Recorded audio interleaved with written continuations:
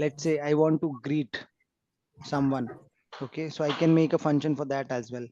I'm using the def as a keyword, then the function name, and then the single parameter. Then what I have did, I have made a print. So print hello, and then I'm using an f string. So this will get replaced here. Okay. I'm using this will get replaced here. Okay, in this. So when I'm calling this function, so this is what this is calling a function. This is definition of the function. So if I call this function greet and then I pass a name called couple, so couple will be replaced here.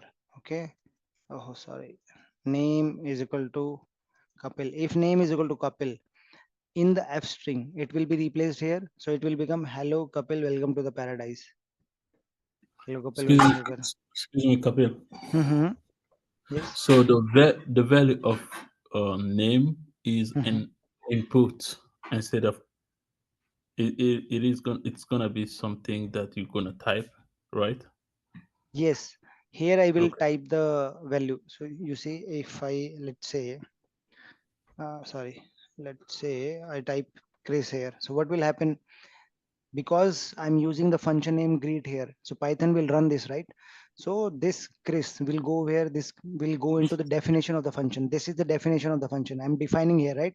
So def, Mm-hmm. I'm using the def keyword because the Mm-hmm. function name matches. So this name will get replaced with whom? With replaced with Chris. And if this name value is Chris, then this will get replaced with Chris. And then if I run, hello Chris, welcome to the paradise. Okay. Okay.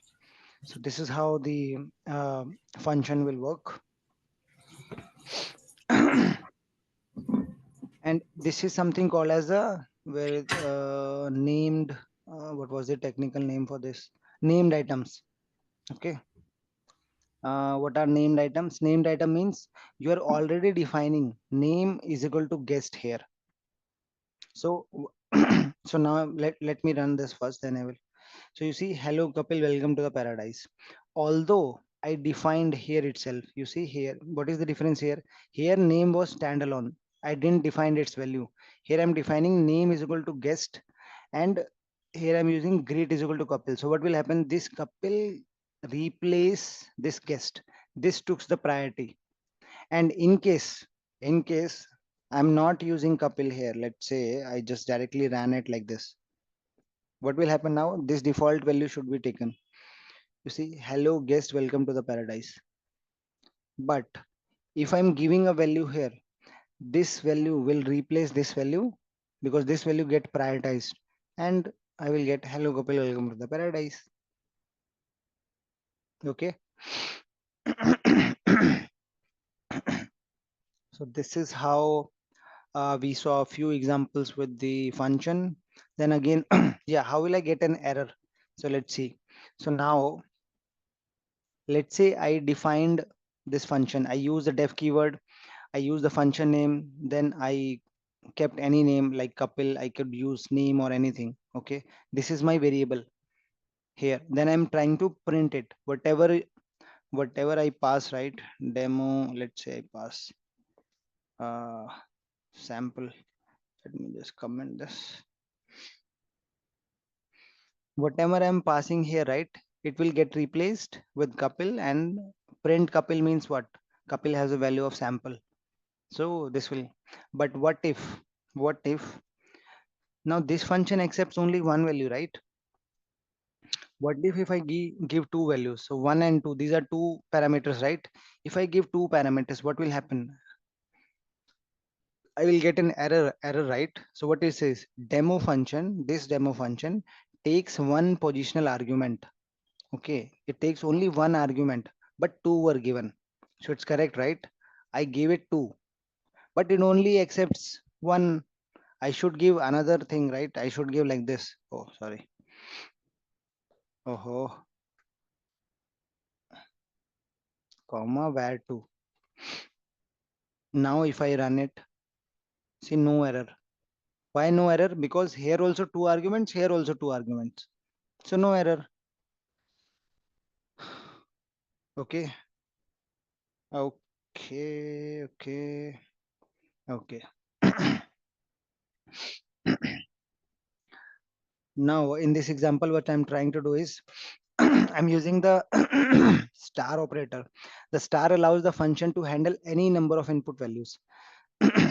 So here I need to, if I do not want this error and I need to use two parameters here, I would have to use another variable here, right? But it would be great if I do not want, I mean, I do not need to do that. You see here, here I was, here if I run this, right, demo 1 2, it gave me an error because here only one parameter was there, and here I was passing two values or two parameters, two arguments to this function, so I got an error. But here if you see how many times I have kept a variable. So Kapil is a variable, by the way. Let me take it as a var. Let's say I took it as a var. Okay, and this is also var. So star var. I took only var. Okay, then if you see the function name is print underscore numbers. Okay, print underscore numbers. So what will happen? These values will be passed here, right, in this point. Here how many parameters do I have? I have only one parameters. But here how many parameters do I have? Here if you, I mean, multiple parameters. But if I do not use star, what will happen? If I directly, let me remove this also. So print, uh, let me just modify it a little bit. Okay, so now my function, what it will do, it will just simply print whatever I'm giving here, right? It will simply print. But will I get an error? Yes, I will get an error. So let me run this first and then this. See, the print number takes only one position argument, but I gave it 9. Same error which I was getting previously, right? So how can I avoid this? So let me just add a star here. Now let me run this, and now let me run this. You see, error is gone. Why the error is gone? Because by using star here, what I'm trying to tell Python is, I do not know how many how many elements I am going to pass when I will use this function. I'm unsure about that. So that's why I'm using star here. So the star will indicate to Python the user is unsure about the number of arguments. So let's run that function. If I'm removing this star, I'm 100% sure they're going to be only single arguments passed to this function, or single parameter passed to this function, right? I'm 100% sure. If I'm 100% sure, no need to use star. If I'm not sure, I will use a star. Okay, you got it, right? If I'm unsure, I will use a star. If I'm sure, there is no need to use star.